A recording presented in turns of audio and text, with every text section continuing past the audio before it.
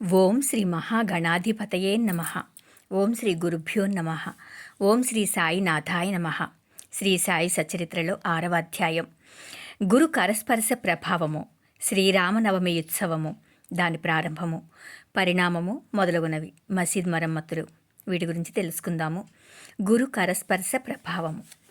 సంసారమను సాగరములో జీవుడనడి యోడను సద్గురుడే సరంగు నడుపునప్పుడు అది సులభముగాను సురక్షితముగాను గమ్యమును చేరును.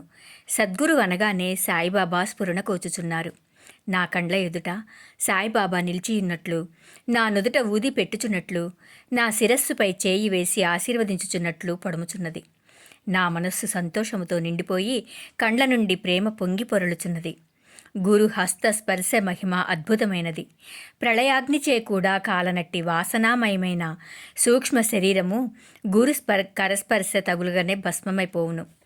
అనేక జన్మార్జిత పాప సంచయము పటాపంచలైపోవును.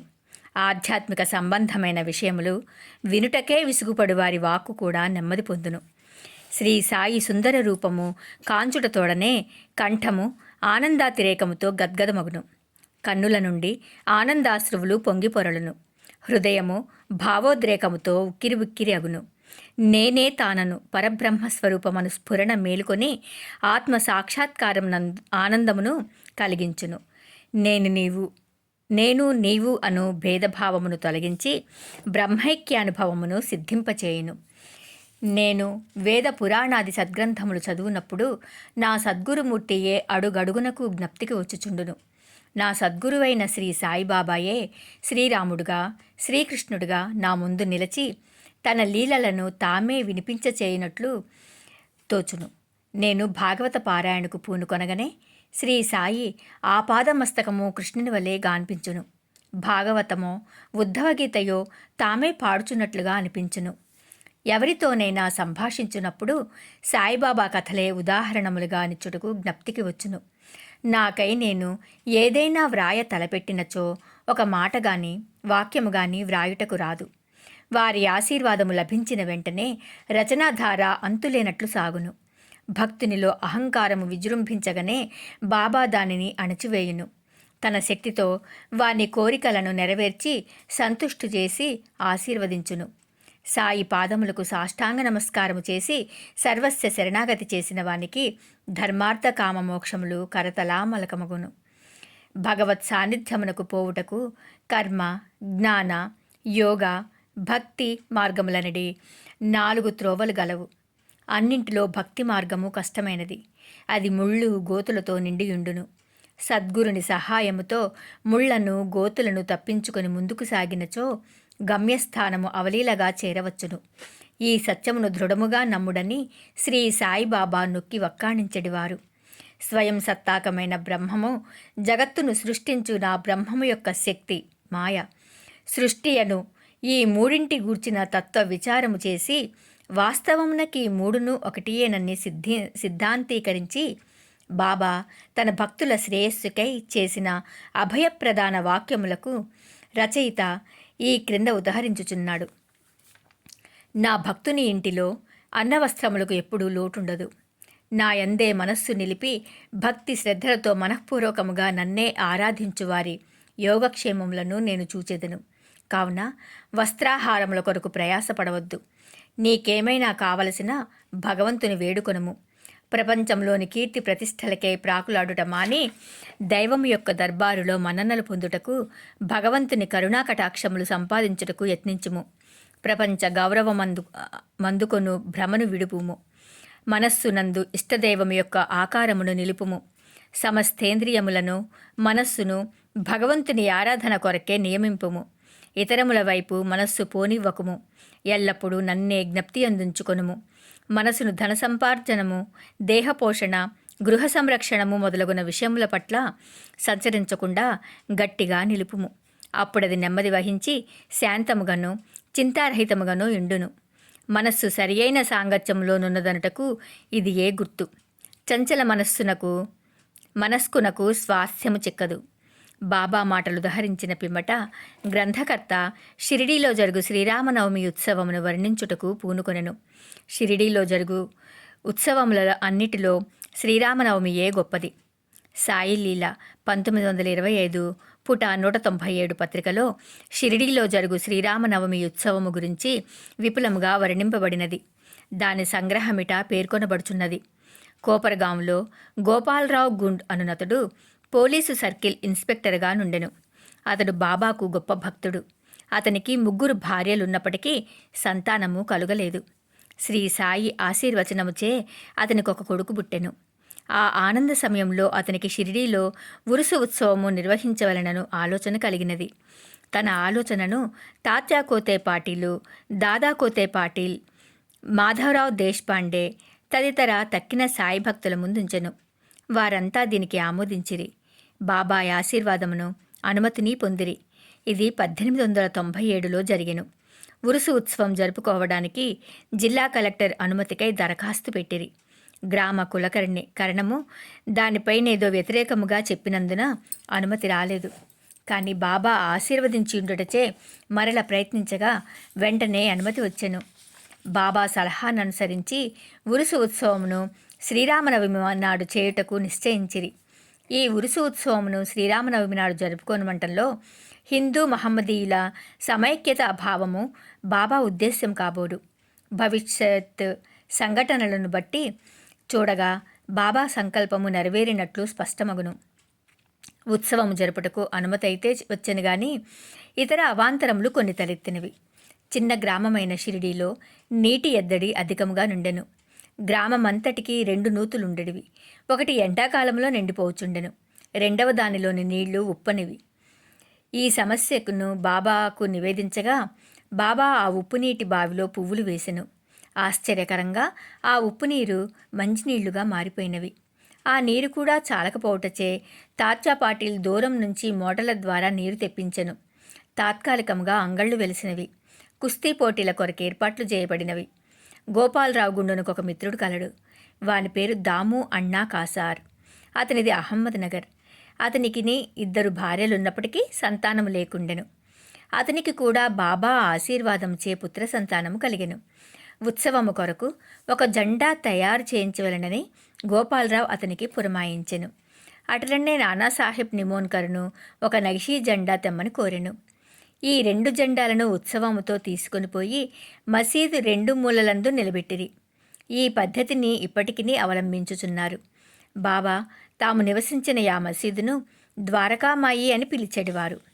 ఇక చందనోత్సవం.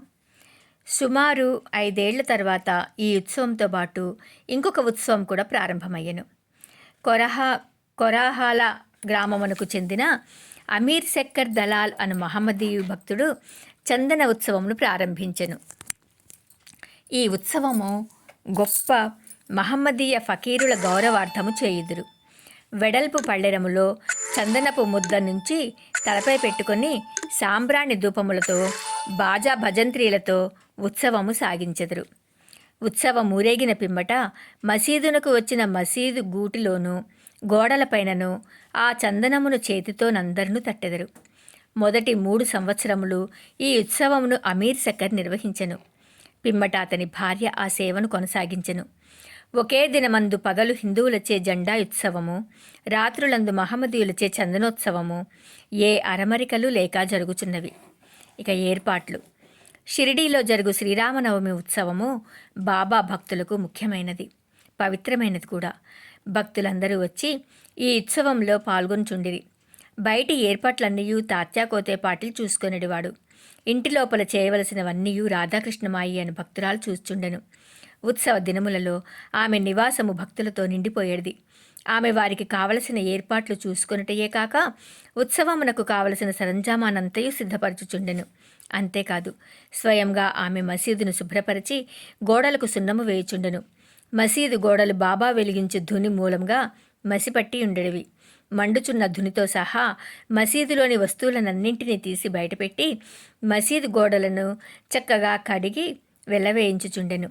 ఆమె ఇదంతయు బాబా దినము మార్చి దినము చావడిలో పరుండునప్పుడు చేసేటిది.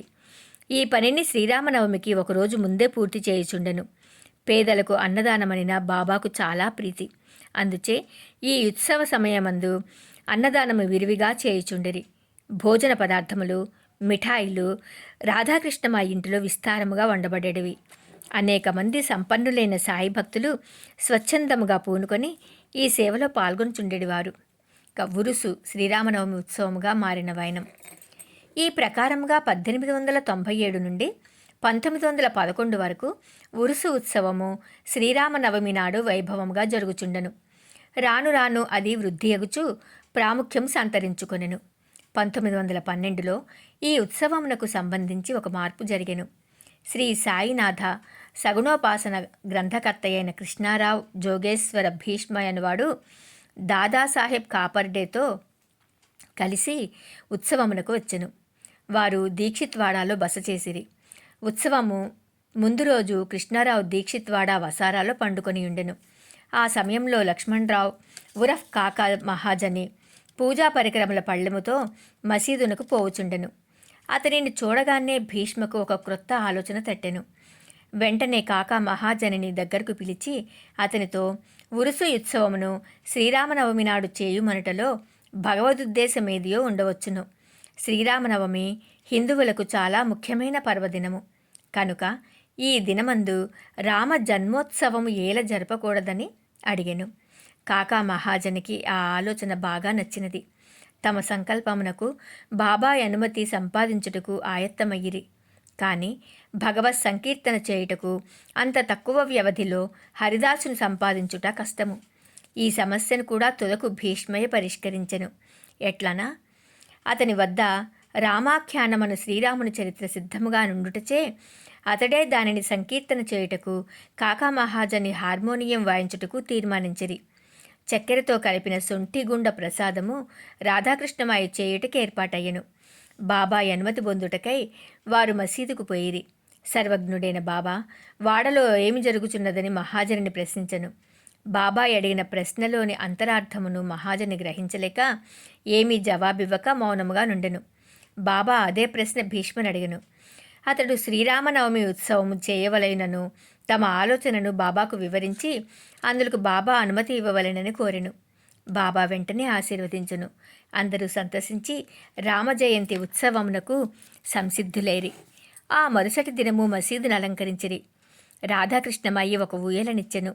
దానిని బాబా ఆసనము ముందు వ్రేలాడగట్టిరి. శ్రీరామ జన్మోత్సవ వేడుక ప్రారంభమయ్యెను.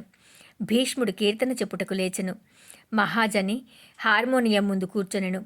అప్పుడే లెండి నుండి మసీదుకు వచ్చిన బాబా అదంతయు చూసి మహాజనిని పిలిపించెను. రామజన్మోత్సవం జరుపుటకు బాబా ఒప్పుకొనునో లేదో ఏమగునో అని జంకుతూ అతడు బాబా వద్దకు వెళ్ళెను. అది అంతయు ఏమని, అక్కడ ఊయల ఎందుకు కట్టిరని బాబాయ్ అతనిని అడిగెను. శ్రీరామనవమి మహోత్సవం ప్రారంభమైనదనియు అందులకై ఊయల కట్టిరనియు అతడు చెప్పెను. బాబా మసీదులో నుండి భగవంతుని నిర్గుణ స్వరూపమును సూచించు నింబారు అంటే గూడు నుండి 2 పూలమాలలను తీసి ఒకటి మహాజని మెడలో వేసి ఇంకొకటి భీష్మకు పంపెను. హరికథ ప్రారంభమయ్యెను. రామకథ సంకీర్తనము ముగియగానే బాజా భజంత్రీ ధ్వనుల మధ్య శ్రీరామచంద్రమూర్తికి జై అను జై జయధ్వానములు చేయిచు పరమోత్సాహంతో అందరూ ఒకరిపైనొకరు గులాల్ అంటే ఎర్రని రంగు పొడి చల్లుకొనిరి. అంతలో ఒక గర్జన వినబడెను. భక్తులు చల్లుకొనుచుండిన గులాల్ ఎటులనో పోయి బాబా కంటిలో పడెను. బాబా కోపముతో బిగ్గరగా తిట్టుట ప్రారంభించెను. ఇది చూసి చాలామంది భయముతో పారిపోయిరి. కానీ బాబా యొక్క సన్నిహిత భక్తులు మాత్రము అవన్నీ తిట్ల రూపముగా బాబా తమకిచ్చిన ఆశీర్వాదములని గ్రహించి కదలక అక్కడనే ఉండిరి. శ్రీరామ జయంతి నాడు రావణుడనే అహంకారాది అరిషడ్వర్గములను సంహరించుటకు శ్రీ సాయి రూపంలోనున్న శ్రీరాముడు ఆగ్రహించుట సహజమే కదా అని భావించిరి. షిరిడీలో ఏదైనా క్రొత్తది ప్రారంభించినప్పుడెల్లా బాబా కోపించుట ఒక రివాజు. దీనిని తెలిసిన వారు గమ్మున నూరకుండిరి. తన ఊయలను బాబా విరుచునను భయముతో రాధాకృష్ణమాయి మహాజనిని పిలిచి ఊయలను తీసుకుని రమ్మనెను. మహాజని పోయి దానిని విప్పుచుండగా బాబా అతని వద్దకు పోయి ఊయలను తీయవలదని చెప్పెను. కొంతసేపటికి బాబా శాంతించెను. ఆనాటి మహాపూజ ఆరతి మొదలగునవి ముగిసెను. సాయంత్రము మహాజని పోయి ఊయలను విప్పుచుండగా ఇంకనూ దాని అవసరం ఉన్నదని కనుక దానిని విప్పవద్దని బాబా అతనిని వారించెను. రామనవమి మరుసటి దినమున జరుపు గోపాల కలోత్సవంతో గాని ఉత్సవము పూర్తి కాదని విషయము అప్పుడు భక్తులకు స్ఫురించెను. మరునాడు శ్రీకృష్ణ జననము నాడు పాటించు కాలాహండి అను ఉత్సవము జరిపిరి. కాలాహండి అనగా నల్లని కుండలో అటుకులు, పెరుగు, ఉప్పు, కారము కలిపి వ్రేలాడగట్టెదురు. హరికథ సమాప్తమైన పిమ్మట దీనిని కట్టెతో పగులగొట్టుదురు. రాలిపడిన అటుకులను భక్తులకు ప్రసాదముగా పంచిపెట్టెదురు. శ్రీకృష్ణ పరమాత్ముడు ఈ మాదిరిగానే తన స్నేహితులకు గొల్ల పిల్లవాండ్రకు పంచిపెట్టుచుండును. ఆ మరుసటి దినము ఇవన్నీయు పూర్తి అయిన పిమ్మట ఊయలను విప్పుటకు బాబా సమ్మతించెను. శ్రీరామనవమి వేడుకలు ఈ విధముగా జరిగిపోవుచుండగా పగటివేళ పతాకోత్సవము, రాత్రియందు చందనోత్సవము కూడా యథావిధిగా జరిగినవి. ఈ విధముగా ఆనాటి నుండి ఉరుసు ఉత్సవము శ్రీరామనవమి ఉత్సవముగా మారెను. 1913 నుండి శ్రీరామనవమి ఉత్సవములోని అంశములు క్రమముగా హెచ్చినవి. చైత్ర పాడ్యమి నుంచి రాధాకృష్ణమాయి నామసప్తాహము ప్రారంభించుచుండెను. భక్తులందరూ వంతుల వారీగా అందు పాల్గొనుచుండిరి. ఒక్కొక్కప్పుడు రాధాకృష్ణమాయి కూడా వేకోజాముననే భజనలలో చేరుచుండెను. శ్రీరామనవమి ఉత్సవములు దేశమంతటా జరుగుటచే హరికథా కాలక్షేపము చేయు హరిదాసులు దొరుకుట దుర్లభముగా నుండెను. శ్రీరామనవమికి 5-6 రోజుల ముందు ఆధునిక తుకారాం అని పిలువబడు బాలాబువ మాలియను సంకీర్తనకారుని కాకా మహాజని యాదృచ్ఛికముగా కలియుట తటస్థించినది. శ్రీరామనవమి నాడు సంకీర్తన చేయుటకు మహాజని అతనిని షిరిడీ తోడ్కొని వచ్చెను. ఆ మరుసటి సంవత్సరం కూడా అనగా 1914లో తన స్వగ్రామమైన సతారా జిల్లా బృహత్ సిద్ధకవటే గ్రామంలో ప్లేగు వ్యాపించియుండుట చేత బాలాబువా సతార్కర్ సంకీర్తన కార్యక్రమములు లేక ఖాళీగా ఉండెను. కాకాసాహెబ్ దీక్షిత్ ద్వారా బాబా అనుమతి పొంది అతడు షిరిడీ వచ్చి హరికథా సంకీర్తనం చేసెను. బాబా అతనిని తగినట్లు సత్కరించెను. 1914 సంవత్సరంలో ప్రతి సంవత్సరము శ్రీరామనవమి నాడు షిరిడీలో సంకీర్తన చేయు బాధ్యతను శ్రీ దాసగణు మహారాజునకు బాబా అప్పగించుట ద్వారా ఏటేటా ఒక్కొక్క క్రొత్త హరిదాసుని పిలుచు సమస్య శాశ్వతముగా పరిష్కరింపబడెను. 1912 ఉత్సవము 1912 నుండి ఈ ఉత్సవము రాను రాను వృద్ధి పొందుచుండెను. చైత్ర శుద్ధ అష్టమి మొదలు ద్వాదశి వరకు షిరిడీ తేనె త్రుట్టేయవలే ప్రజలతో కిటకిటలాడుచుండెను. అంగళ్ల సంఖ్య పెరిగిపోయెను. కుస్తీ పోటీలలో అనేక మంది ప్రముఖ మల్లులు పాల్గొనుచుండిరి. పేదలకు అన్నసంతర్పణ విరివిగా జరుగుచుండెను. రాధాకృష్ణమాయి కృషిచే షిరిడీ యొక్క సంస్థానముగా రూపొందెను. వివిధములైన హంగులు, అలంకారములు పెరిగినవి. అలంకరింపబడిన గుర్రము, పల్లకి, రథము, పాత్రలు, వెండి సామానులు, బాల్టీలు, వంట పాత్రలు, వటములు, నిలువుటద్దములు మొదలగునవి బహూకరింపబడెను. ఉత్సవమునకు ఏనుగులు కూడా వచ్చెను. ఇవన్నీయూ ఎంత హెచ్చినప్పటికీ సాయిబాబా వీనినే మాత్రము లక్ష్యపెట్టక యథాపూర్వము నిరాడంబరులై ఉండేవారు. ఈ ఉత్సవంలో గమనింపవలసిన ముఖ్య విషయమేమనా హిందువులు, మహమ్మదీయులు ఎట్టి అరమరికలు లేక కలిసిమెలిసి ఉత్సవములలో పాలు పంచుకునేవారు. ఈనాటి వరకు ఎటువంటి మతకలహములు షిరిడీలో తలెత్తలేదు. మొదట 5,000 నుండి 7,000 వరకు యాత్రికులు వచ్చేవారు. క్రమముగా ఆ సంఖ్య 75,000కు పెరిగినది. అంత పెద్ద సంఖ్యలో జనులు గుమిగూడినప్పటికీ ఎన్నడూ అంటువ్యాధులు గాని అల్లరులు గాని సంభవించలేదు. గోపాలరావు ఇక మసీదుకు మరమ్మతులు. గోపాలరావు గుండెనకు ఇంకొక మంచి ఆలోచన తట్టెను. ఉరుసు ఉత్సవమును ప్రారంభించిన విధముగానే మసీదును తగినట్లుగా తీర్చిదిద్దవలనని నిశ్చయించుకొనెను. మసీదు మరమ్మత్తు చేయు నిమిత్తమై రాళ్లను తెప్పించి చెక్కించెను. కానీ ఈ పని బాబా అతనికి నియమించలేదు. నానాసాహెబ్ చాందోర్కర్కు ఆ సేవ లభించినది. రాళ్ల తాపన కార్యము కాకాసాహెబ్ దీక్షిత్కు నియోగింపబడెను. మసీదుకు మరమ్మతులు చేయుట మొదట బాబాకిష్టం లేకుండెను. కానీ భక్తులకు మహల్సాపతి కల్పించుకుని ఎటులనో బాబా అనుమతిని సాధించెను. బాబా చావడిలో పండుకొన్న ఒక్క రాత్రిలో మసీదు నేలను చక్కని రాళ్లతో తాపన చేయటం ముగించిరి. అప్పటి నుండి బాబా గోనెగుడ్డపై కూర్చుండుట మాని చిన్న పరుపు మీద కూర్చుండువారు. గొప్ప వ్యయ ప్రయాసలతో 1911 సంవత్సరంలో సభామండపము పూర్తి చేసిరి. మసీదుకు ముందున్న జాగా చాలా చిన్నది, సౌకర్యం లేకుండెను. కాకాసాహెబ్ దీక్షిత్ దానిని విశాలపరిచి పైకప్పు వేయదలిచెను.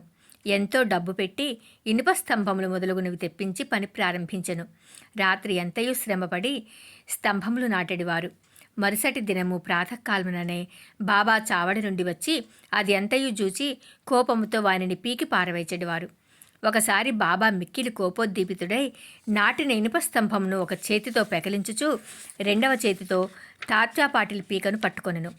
తాత్యా తలపాగాను బలవంతంగా తీసి అగ్గిపుల్లతో నిప్పంటించి ఒక గోతిలో పారవేచెను. బాబా నేత్రములు నిప్పు కణముల వలె వెలుగుచుండెను. ఎవరికి నీ బాబా వైపు చూచుటకు కూడా ధైర్యం చాలకుండెను. అందరూ భయకంపితులేరి. బాబా తన జేబులో నుంచి ₹1 తీసి అటువైపు విసిరెను. అది శుభ సమయమునందు చేయు ఆహుతి వల్లే కనపడెను. తాత్యా కూడా చాలా భయపడెను. తాత్యాకేం జరగనున్నదో ఎవరికీ ఏమీ తెలియకుండెను. కల్పించుకుని బాబా పట్టు నుండి తాత్యాను విడిపించుటకెవ్వరికీ ధైర్యం చాలలేదు. ఇంతలో కుష్ఠిరోగియు బాబా భక్తుడనకు భాగోజేసిందే కొంచెం ధైర్యం కూడగట్టుకొని ముందుకు పోగా బాబా వానిని ఒక ప్రక్కకు త్రోసివేసెను. మాధారావు సమీపించబోగా బాబా అతనిపై ఇటుకరాయి రువ్వెను. ఎంతమంది ఆ జోలికి పోదలచిరో అందరికీ ఒకే గతి పట్టెను. కానీ కొంతసేపటికి బాబా శాంతించెను. ఒక దుకాణదారుని పిలిపించి వాని వద్ద నుంచి ఒక నగిషీ జరీపాగా అనుకుని తాత్యాను ప్రత్యేకంగా సత్కరించుటకా అన్నట్లు దానిని స్వయంగా తాత్యా తలపై చుట్టెను. బాబా యొక్క ఈ వింత చర్యను చూచిన వారెల్లరూ ఆశ్చర్యమగ్నులేరి. అంత త్వరలో బాబాకిట్లు కోపం వచ్చెను? ఎందుచేత నీ విధముగా తాత్యాను శిక్షించను? వారి కోపం తక్షణమే ఎట్లు చల్లబడెను అని అందరూ ఆలోచించుచుండిరి. బాబా ఒక్కొక్కప్పుడు శాంతమూర్తి వల్లే కూర్చుండి అత్యంత ప్రేమానురాగంతో మాట్లాడుచుండువారు. అంతలో నకారణంగా కోపించెడివారు. అటువంటి సంఘటనలు అనేకములు గలవు. కానీ ఏది చెప్పవలనన్న విషయము తేల్చుకొనలేకున్నాను. అందుచే నాకు జ్ఞాపకము వచ్చినప్పుడల్లా ఒక్కొక్కటి చెప్పెదను. 6వ అధ్యాయము సంపూర్ణం. సద్గురు శ్రీ సాయినాథుని దివ్య చరణారవిందార్పణమస్తు. ఓం శ్రీ సాయినాథాయ నమః.